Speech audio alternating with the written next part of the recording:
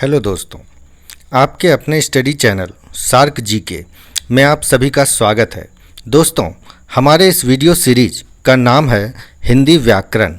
इसमें मैं आपके लिए हिंदी विषय से संबंधित हर टॉपिक में 20 से 30 ऐसे प्रश्न लेकर आऊँगा जो बार बार सभी प्रतियोगी परीक्षाओं में प्रश्न पूछे जाते हैं और उन्हीं प्रश्नों के द्वारा मैं आपको उस टॉपिक की सारी जानकारियाँ भी साथ साथ देता जाऊँगा। दोस्तों, तो चलते हैं बिना किसी देरी के आज के हमारे टॉपिक पर, जिसका नाम है संज्ञा। इस टॉपिक के प्रश्नों की ओर जाने से पहले जान लेते हैं थोड़ा सा संज्ञा के बारे में। दोस्तों, उससे पहले हमारा एक रिक्वेस्ट है आप सभी से कि अगर हमारा यह वीडियो पसंद आता है तो इसे शुरू से लेकर अंत तक पूरा देखें और बिल्कुल भी बीच में स्किप ना करें। और अगर यह इस वीडियो से आपको कुछ फ़ायदा मिलता है तो मेरा वीडियो प्रमोट करें, लाइक करें, सब्सक्राइब करें और जो भी कमी आए या कुछ इम्प्रूवमेंट के लिए सुझाव देना चाहते हैं तो कमेंट सेक्शन में ज़रूर लिखें। दोस्तों, तो मैं बात करता हूँ संज्ञा। संज्ञा का शाब्दिक अर्थ होता है नाम, यानी किसी भी व्यक्ति, वस्तु, स्थान के नाम को संज्ञा कहते हैं। जब भी हम नाम लेते हैं किसी का तो वह संज्ञा होता है। अब बात करते हैं दोस्तों संज्ञा के भेद। संज्ञा के भेद जो हैं वह दो प्रकार के होते हैं, एक व्युत्पत्ति के आधार पर, दूसरा है अर्थ की दृष्टि से। दोस्तों, व्युत्पत्ति के आधार पर संज्ञा के तीन भेद होते हैं, रूढ़, यौगिक और योग रूढ़। रूढ़ में ऐसे शब्द आते हैं जो मूल शब्द होते हैं, जैसे कृष्ण, यमुना। अब यौगिक में ऐसे शब्द हैं जैसे पनघट, पन धन घट, उसी तरह पाठशाला, पाठ धन शाला।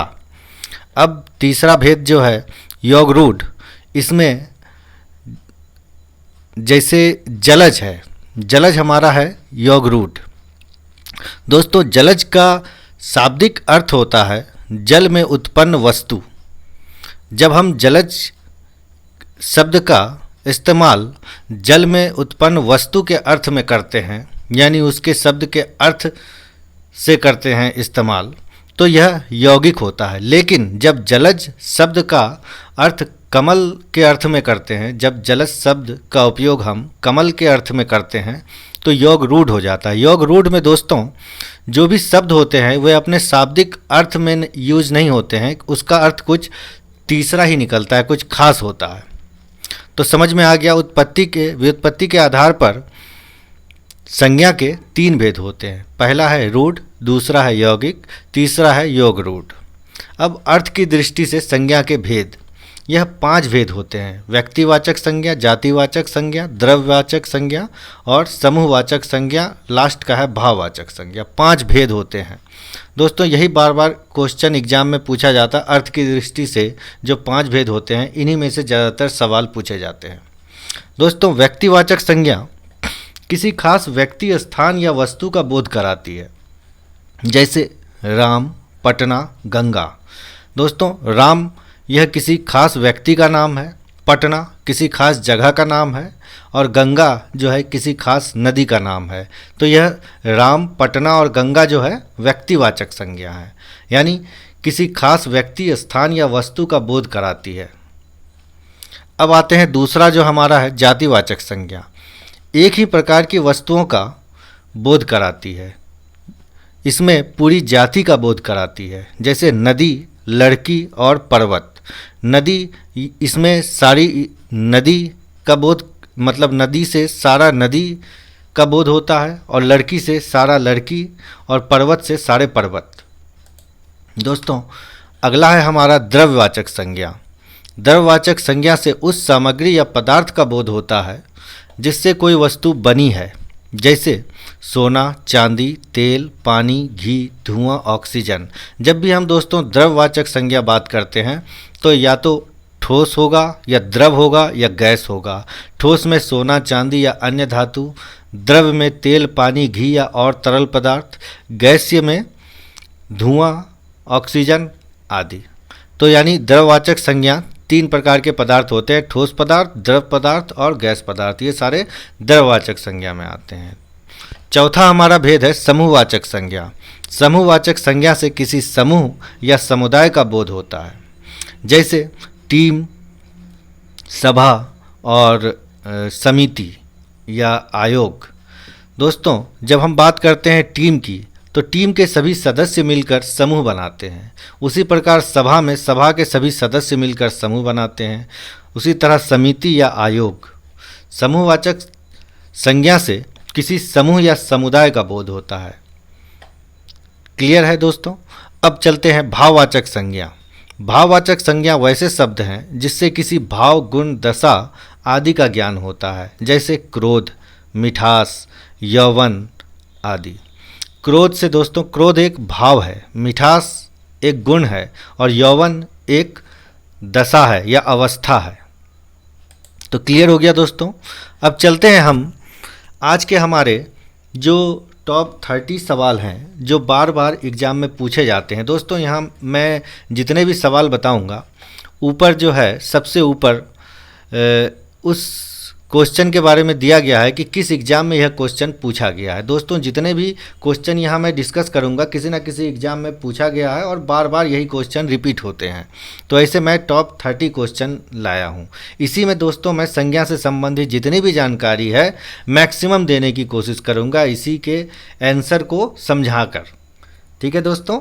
तो यहाँ जैसे यह सवाल है हमारा, भाववाचक संज्ञा कितने प्रकार के शब्दों से बनती है। यह क्वेश्चन राज्य मंडी परिषद 2019 में पूछा गया है। तो जब भी कोई भी सवाल दूंगा, वो जब पूछा जाएगा, मैं ऊपर डिस्कस सारे सवाल का कर दिया हूं दोस्तों। तो चलते हैं दोस्तों इसके विकल्प पर। क्वेश्चन था हमारा, भाववाचक संज्ञा कितने प्रकार के शब्दों से बनती है? 4 प्रकार, 3 प्रकार, 5 प्रकार, 6 प्रकार। तो दोस्तों इसका सही जवाब है 5 प्रकार। भाववाचक संज्ञाएं 5 प्रकार के शब्दों से बनती है।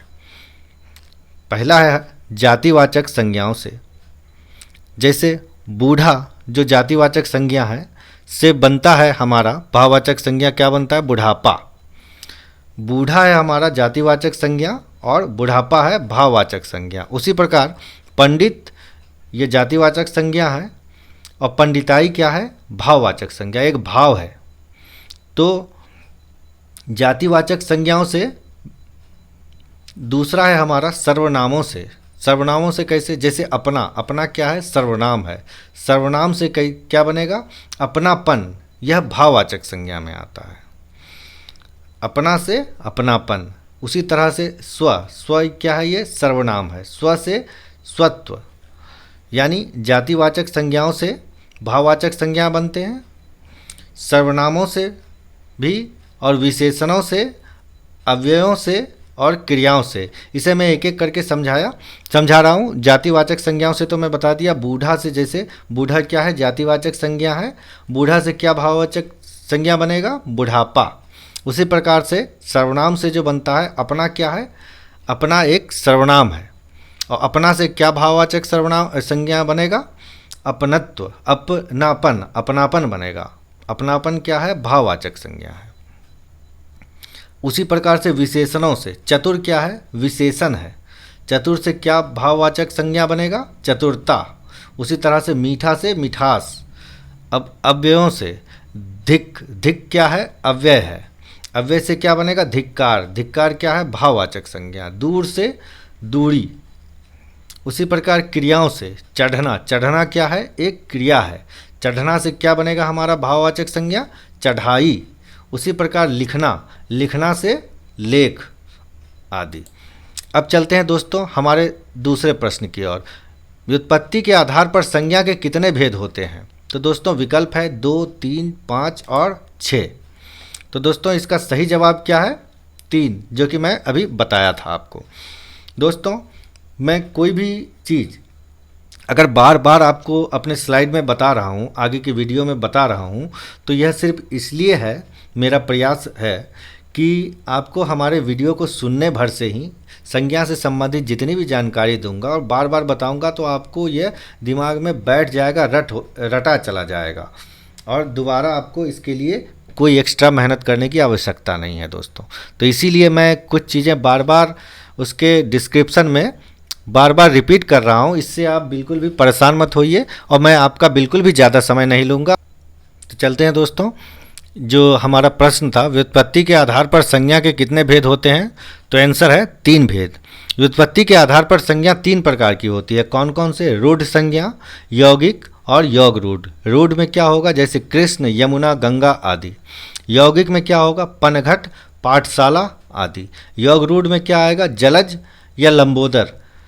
लंबोदर का जो अर्थ है गणेश जी, जब आएगा लंबोदर का किसी भी अगर वर्ड आए उसके शाब्दिक अर्थ में अगर योग रूढ़ नहीं होगा, उसके शाब्दिक अर्थ के अलावा एक खास विशेष अर्थ हो तो उसे कहेंगे योग रूढ़ संज्ञा। जैसे यहाँ लंबोदर, जिसका उदर लंबा हो, के अर्थ में यह यौगिक संज्ञा है, लेकिन अगर लंबोदर से गणेश जी का तात्पर्य है तो यह क्या होगा? योग रूढ़। ठीक दोस्तों, अब चलते हैं आगे नेक्स्ट क्वेश्चन पे। निम्नलिखित विशेषणों में से संज्ञा को पहचानिए। विकल्प है आसमानी, नियमित, पाश्चात्य, अनुशासन। तो दोस्तों, विशेषण में से संज्ञा को पहचानिए। कौन सा संज्ञा है? दोस्तों, इसका सही आंसर होगा अनुशासन, क्योंकि यहाँ आसमानी जो है विशेषण है। उसी तरह से नियमित क्या है? ये भी विशेषण है। पाश्चात्य क्या है? ये भी विशेषण है। दोस्तों, यहाँ अनुशासन इसका राइट आंसर होगा, जो कि संज्ञा है। दोस्तों, मैंने संज्ञा में बताया था किसी व्यक्ति या वस्तु के नाम को संज्ञा कहते हैं, जैसे राम, श्याम, मोहन, हिमालय, इलाहाबाद इत्यादि। उसी प्रकार से यहाँ पे अनुशासन भी संज्ञा है। और विशेषण क्या होता है? विशेषण होता है जो संज्ञा या सर्वनाम की विशेषता बताए उसे विशेषण कहते हैं। जैसे श्याम की गाय काली है, यानी काली क्या हो गया? विशेषण, जो गाय की विशेषता बताता है। कौन सी कलर है? काली।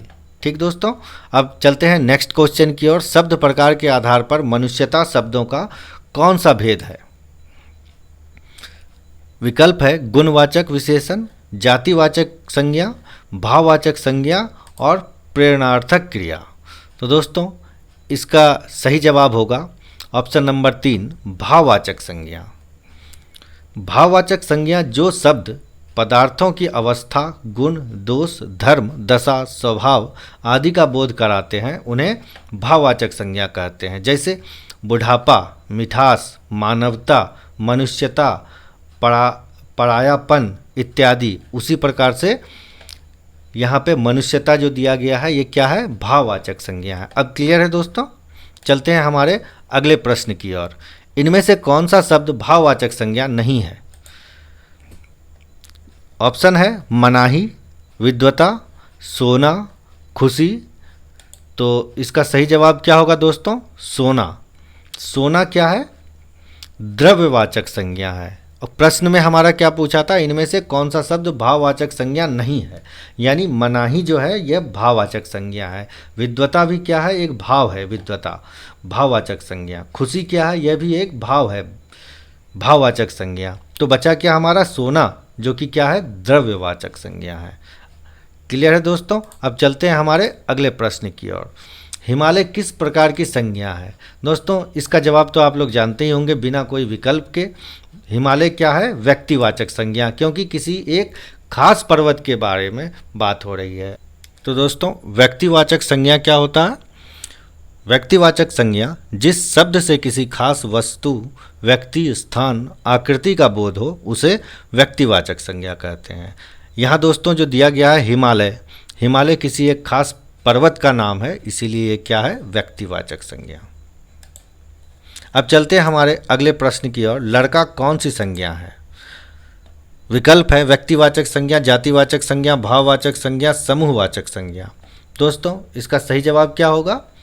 जातिवाचक संज्ञा। जातिवाचक संज्ञा क्या होता है? जिन संज्ञाओं से एक ही प्रकार की वस्तुओं या व्यक्तियों का बोध हो उन्हें जातिवाचक संज्ञा कहा जाता है। जैसे मनुष्य, मनुष्य में कोई एक व्यक्ति नहीं, पूरे मनुष्य जाति की बात होती है। घर, पहाड़, नदी आदि, अगर किसी खास एक नाम लेकर के किसी पहाड़, नदी या घर, किसी का भी नाम लेकर एक पार्टिकुलर आदमी का मतलब एक चीज़ के बारे में बोलेंगे, किसी एक के बारे में, तो क्या होगा? व्यक्तिवाचक संज्ञा। तो लड़का क्या है हमारा? जातिवाचक संज्ञा। क्लियर है दोस्तों? अब चलते हैं हमारे अगले प्रश्न की ओर। निम्नलिखित में से कौन सा शब्द समूहवाचक संज्ञा नहीं है? ऑप्शन है आपका सभा, कक्षा, भीड़, दौड़। तो इसमें क्या होगा? इसका सही जवाब दौड़। दोस्तों सभा जो है यह समूहवाचक संज्ञा है। उसी प्रकार से भीड़ क्या है? समूहवाचक संज्ञा। कक्षा भी हमारा समूहवाचक संज्ञा है। यहाँ दौड़ जो है यह भाववाचक संज्ञा। यहाँ दौड़ का जो स्पेलिंग है वो मिस्टेक है, टाइपिंग मिस्टेक है दोस्तों। दौड़ में डबल बड़ी ओ की मात्रा है। ठीक है दोस्तों, चलते हैं हमारे अगले प्रश्न की ओर। निम्नलिखित में से कौन सा शब्द द्रव्यवाचक संज्ञा है? विकल्प है आपके सामने खटाई, मिठाई, दूध, ठंड। तो दोस्तों इसका सही जवाब क्या होगा? दूध होगा, क्योंकि खटाई क्या है? भाववाचक संज्ञा। मिठाई क्या है? यह भी भाववाचक संज्ञा। मिठाई एक भाव है। उसी प्रकार से यहाँ दूध क्या है? दूध है यहाँ पे द्रव्यवाचक संज्ञा। आपको बताए थे द्रव्यवाचक संज्ञा के बारे में। अब यहाँ ठंड क्या है? भाववाचक संज्ञा। दोस्तों द्रव्यवाचक संज्ञा क्या होता है? एक बार मैं फिर से यहाँ बता दूं कि जिस संज्ञा से नाप तौल वाली वस्तुओं का बोध हो उसे द्रव्यवाचक संज्ञा कहते हैं, जैसे लोहा, सोना, चांदी, दूध, पानी, तेल इत्यादि। दोस्तों एक जानकारी मैं दे दूं जो कि बहुत ज़रूरी है। द्रव्यवाचक संज्ञाएं जो है सदैव एक वचन में प्रयुक्त होती है, हमेशा एक वचन में ही प्रयुक्त होती है। ये इसका बहुवचन बनाने की कोशिश आप लोग ना करेंगे। ठीक दोस्तों, अब चलते हैं हमारे अगले प्रश्न की ओर। गाय कौन सी संज्ञा है? विकल्प है आपके सामने व्यक्तिवाचक, जातिवाचक, भाववाचक, द्रव्यवाचक। दोस्तों हमारे हिसाब से इसका विकल्प देखे बिना आप जवाब दे सकते थे। यह क्या है? जातिवाचक संज्ञा। तो बता दूं मैं एक बार आपको जातिवाचक संज्ञा। जातिवाचक संज्ञा में व्यक्तियों या वस्तुओं की पूरी जाति का बोध होता है, जैसे लड़का, भाई, घोड़ा, मोर, किताब, शिक्षक, मंत्री आदि। दोस्तों यहाँ मैं जैसे जातिवाचक संज्ञा के बारे में यहाँ बताया, इससे पहले मैं 3-4 बार और इसी वीडियो में बताया, तो आप बिल्कुल भी इस चीज़ से घबराएं नहीं, क्योंकि यह अगर आपको याद है तो अच्छी बात है, अगर नहीं है तो मैं बार बार इसी वीडियो के दौरान मैं सभी को, लगभग मेरा कोशिश रहेगा जितने भी मेरे या इस चैनल को देख रहे हैं, इस वीडियो को देख रहे हैं, सभी को सिर्फ मेरे वीडियो देखने मात्र से सारी चीज़ें बिल्कुल याद हो जाए और एग्ज़ाम के लिए बिल्कुल इसके लिए अलग से कोई भी एक्स्ट्रा मेहनत करने की आवश्यकता ना हो दोस्तों। ठीक है दोस्तों, अब चलते हैं हमारे अगले प्रश्न की ओर, जो क्या है? निम्न में कौन सी भाववाचक संज्ञा है? दोस्तों आपके सामने ऑप्शन है दिल्ली, लड़का, मोहन, बीमारी। तो दोस्तों इसका सही जवाब क्या होगा? बीमारी। क्यों? क्योंकि दिल्ली क्या है? व्यक्तिवाचक संज्ञा। लड़का क्या है? समूहवाचक संज्ञा। मोहन क्या है? व्यक्तिवाचक संज्ञा। और बीमारी क्या है? भाववाचक संज्ञा। जो कि हमारा प्रश्न क्या था? कौन सी भाववाचक संज्ञा है? तो बीमारी भाववाचक संज्ञा है। दोस्तों मैं फिर से एक बार बता दूं, भाववाचक संज्ञा जिस संज्ञा से किसी भाव, दशा, धर्म, गुण या कार्य का बोध होता है उसे भाववाचक संज्ञा कहते हैं। जैसे मनुष्यता से किसी भाव का बोध होता है, चलन, सजावट, सरलता, गरीबी, गर्मी आदि क्या है? भाववाचक संज्ञा है दोस्तों। ठीक है, चलते हैं हमारे नेक्स्ट क्वेश्चन की ओर। निम्न में संज्ञा शब्द है। ऑप्शन है हरा, पतला, सभा, गहरा। तो दोस्तों सही जवाब क्या होगा? ऑप्शन नंबर 3 सभा। क्यों दोस्तों? तो आप पहला जो ऑप्शन है हमारा हरा क्या है? विशेषण है। उसी तरह से पतला क्या है हमारा? यह भी विशेषण है। सभा क्या है? यही है राइट आंसर, समूहवाचक संज्ञा। और गहरा क्या है? यह भी विशेषण है। प्रश्न क्या था? संज्ञा शब्द। संज्ञा में एक ही है सभा, जो कि समूहवाचक संज्ञा है। ठीक है दोस्तों, अब क्लियर हो गया। चलते हैं हमारे अगले प्रश्न की ओर। प्रश्न है अचूक विशेषण के साथ उपयुक्त संज्ञा है। विकल्प है हमारा चोट, नेत्र, निशाना, जवाब। दोस्तों इसका सही आंसर क्या होगा? निशाना। इसमें कुछ खास सोचने की आवश्यकता नहीं है। अचूक जो है, अचूक निशाना ही होता है, अचूक चोट नहीं होता, अचूक नेत्र नहीं होता है, अचूक जवाब नहीं होता है। ठीक है दोस्तों, चलते हैं हमारे नेक्स्ट प्रश्न की ओर। पशु, पशु जो अंडरलाइन किया हुआ है, पशु चर रहे हैं, रेखांकित पद है, क्या होगा? ऑप्शन है हमारा व्यक्तिवाचक संज्ञा, जातिवाचक संज्ञा, भाववाचक संज्ञा और द्रव्यवाचक संज्ञा। तो इसका आंसर होगा दोस्तों जातिवाचक संज्ञा। पशु, पशु जाति का बोध होता है। एक बार मैं फिर बता दूं, जातिवाचक संज्ञा से किसी व्यक्ति, वस्तु या स्थान की संपूर्ण जाति का बोध होता है, जैसे मोबाइल, गांव, स्कूल, आदि, आदमी, जानवर, पर्वत, लड़का, ये सब क्या है? जातिवाचक संज्ञा है। ठीक है दोस्तों, चलते हैं हमारे नेक्स्ट प्रश्न की ओर। बाप का संबंधवाचक संज्ञा रूप होगा, क्या होगा? बापा, बापती, बपोता, बपौती। तो क्या होगा राइट आंसर दोस्तों? इसका होगा बपौती, क्योंकि बापा नहीं होता है, बापती भी कोई शब्द नहीं है, बपोता भी कोई शब्द नहीं है और बपौती ही शब्द है, जो कि क्या है? संबंधवाचक संज्ञा। ठीक है दोस्तों, चलते हैं हमारे नेक्स्ट क्वेश्चन की ओर। निम्न में संज्ञा शब्द है, विकल्प है गंगा, पुराना, नीला, मोटा। इसका सही आंसर होगा दोस्तों ऑप्शन नंबर 1 गंगा। क्यों दोस्तों? गंगा क्या है? व्यक्तिवाचक संज्ञा है। इसमें से पूछा था संज्ञा शब्द कौन सा है, तो गंगा है। गंगा क्या है? व्यक्तिवाचक संज्ञा। और सारा अदर ऑप्शन क्या है दोस्तों? पुराना, पुराना क्या है? विशेषण है। उसी प्रकार से नीला क्या है? यह भी विशेषण है। और लास्ट ऑप्शन है हमारा मोटा, यह क्या है? यह भी विशेषण है। दोस्तों विशेषण, विशेषण मैं बार बार बोल रहा हूँ, विशेषण क्या होता है? जो शब्द संज्ञा या सर्वनाम की विशेषता बताए उसे विशेषण कहते हैं। यहाँ पे मैं विशेषण विशेषण बहुत सारे ऑप्शन में बोल रहा था, तो आपको ये चीज़ें बिल्कुल जानकारी होनी चाहिए विशेषण क्या होता है। ठीक है दोस्तों, चलते हैं हमारे अगले प्रश्न की ओर। जिस संज्ञाओं से एक ही प्रकार की वस्तुओं अथवा व्यक्तियों का बोध होता है उन्हें कहते हैं, विकल्प नंबर 1 व्यक्तिवाचक संज्ञा, विकल्प नंबर 2 जातिवाचक संज्ञा, विकल्प नंबर 3 भाववाचक संज्ञा और विकल्प नंबर 4 द्रव्यवाचक संज्ञा। दोस्तों हमारा सही जवाब है ऑप्शन नंबर 2 जातिवाचक संज्ञा। प्रश्न क्या था हमारा? जिस संज्ञाओं से एक ही प्रकार की वस्तुओं अथवा व्यक्तियों का बोध होता है। तो दोस्तों मैंने क्या बोला था? जातिवाचक संज्ञा में जातिवाचक संज्ञा से एक ही प्रकार की वस्तुओं अथवा व्यक्तियों का बोध होता है, वही हमारा क्वेश्चन था। तो इसका राइट आंसर होगा जातिवाचक संज्ञा। क्यों होगा दोस्तों? जान गए। चलते हैं हमारे अगले प्रश्न की ओर। दोस्तों अगला प्रश्न है हमारा स्वतंत्रता, जो अंडरलाइन किया हुआ है, सबको प्यारी होती है, वाक्य में रेखांकित शब्द का संज्ञा भेद है। दोस्तों विकल्प है जातिवाचक संज्ञा, भाववाचक संज्ञा, गुणवाचक संज्ञा, इनमें से कोई नहीं। दोस्तों इसका सही जवाब है भाववाचक संज्ञा।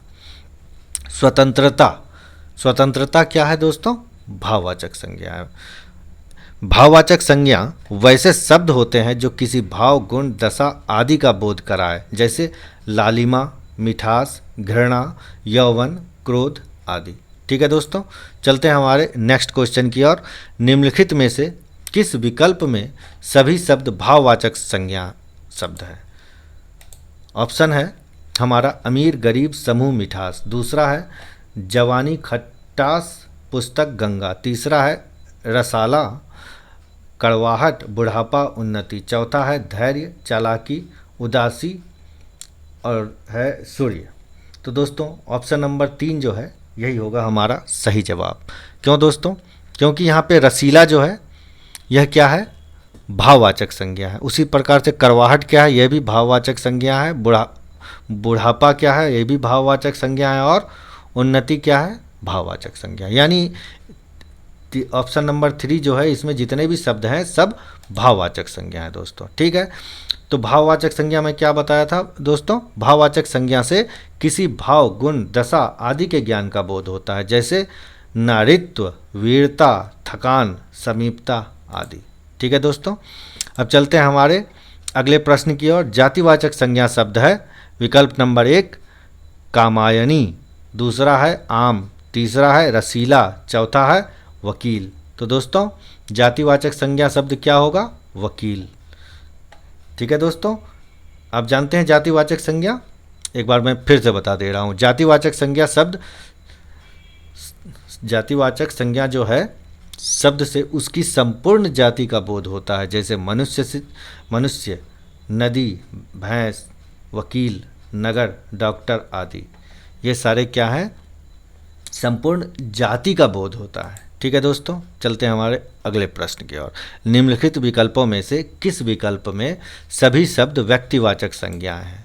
ठीक है दोस्तों, विकल्प है हमारा राम, रामचरितमानस, गंगा, दूसरा है कृष्ण, कामायनी, मिठास, तीसरा है लखनऊ, आम और बुढ़ापा, चौथा है ममता, वकील और पुस्तक। दोस्तों इसका सही जवाब होगा क्या?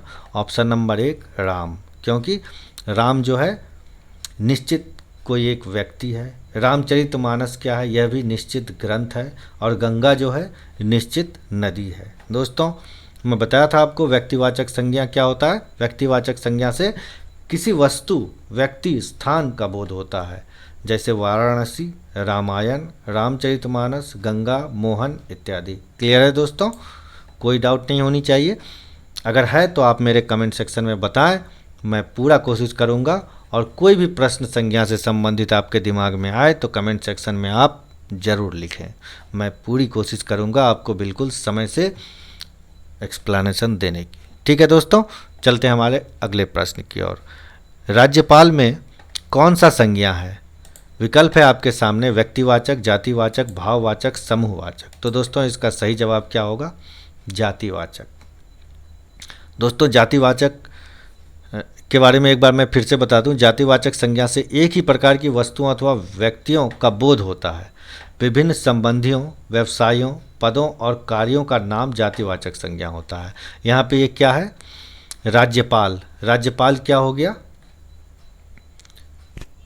पदों, जितने भी पद हैं, कोई एक खास व्यक्ति का नाम तो नहीं है, पद है। उस पद पे बहुत कोई, जितने भी राज्य हैं उनके राज्यपाल होंगे। तो ठीक है दोस्तों, राज्यपाल क्या हो गया? हमारा जातिवाचक संज्ञा। ठीक है, अब चलते हैं हमारे अगले प्रश्न की ओर। निम्नलिखित में से कौन सी भाववाचक संज्ञा है? ऑप्शन नंबर 1 है भारत, दूसरा है लड़का, तीसरा है मित्रता और चौथा ऑप्शन है पेड़। तो दोस्तों भाववाचक संज्ञा क्या होगा? बिल्कुल सही, मित्रता। इसमें कुछ ज़्यादा जानने की आवश्यकता नहीं है, मित्रता एक भाव है। ठीक है दोस्तों, अब चलते हैं नेक्स्ट क्वेश्चन की ओर। गरीबों की सहायता करो में गरीब शब्द क्या है? गरीबों की सहायता करो में गरीब शब्द क्या है? विकल्प है विशेषण, विषय, जातिवाचक संज्ञा, भाववाचक संज्ञा। दोस्तों इसका सही जवाब है ऑप्शन नंबर 3 जातिवाचक संज्ञा। जातिवाचक संज्ञा से पूरे समुदाय का बोध होता है, जैसे छात्र, गरीब, अमीर, व्यापारी, अधिकारी आदि। यहाँ पे गरीब जो है जातिवाचक संज्ञा है। चलते हैं हमारे अगले प्रश्न की ओर। बुढ़ापा जो कि अंडरलाइन है, एक प्रकार का अभिशाप है, रेखांकित शब्द की संज्ञा है। बुढ़ापा जो है संज्ञा है। जातिवाचक, भाववाचक, व्यक्तिवाचक, समूहवाचक। तो दोस्तों क्लियर है, बुढ़ापा क्या है? भाववाचक संज्ञा है। चलते हैं अगले प्रश्न की ओर। लड़का दौड़ता है, इस वाक्य में लड़का किस संज्ञा का उदाहरण है? व्यक्तिवाचक, जातिवाचक, भाववाचक, समूहवाचक। दोस्तों इसका सही जवाब क्या होगा? जातिवाचक। जातिवाचक संज्ञा से संपूर्ण जाति या समुदाय का बोध होता है, जैसे लड़का, लड़की, जानवर, पशु, पक्षी आदि। ठीक है दोस्तों, चलते हैं हमारे अगले प्रश्न की ओर। निम्नलिखित में से कौन सा शब्द जातिवाचक संज्ञा नहीं है? विकल्प है दोस्तों जानवर, बालक, सुंदर, मनुष्य।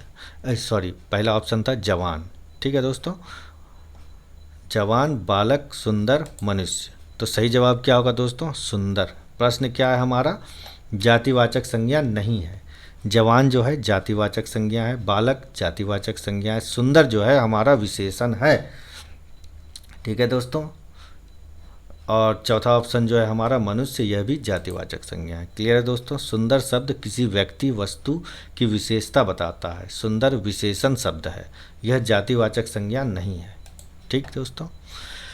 दोस्तों, अगर मेरा यह वीडियो आपको पसंद आए, कुछ इससे आपको लगे कि फ़ायदा मिला है, तो दोस्तों इसे प्रमोट करें और मुझे मोटिवेट करें, ताकि मैं सारे टॉपिक जो हिंदी का मैंने ये अपने जो प्लेलिस्ट है इसमें मैं जो डाल रहा हूँ, जल्द से जल्द मैं पूरा कर सकूं। मुझे मोटिवेट करने के लिए प्लीज़ लाइक करें, सब्सक्राइब करें, और जो भी आपको समझ में आए या मेरी कमी जो भी समझ में आए आप ज़रूर कमेंट करें, और अब ज़्यादा से ज़्यादा अपने दोस्तों को शेयर करें।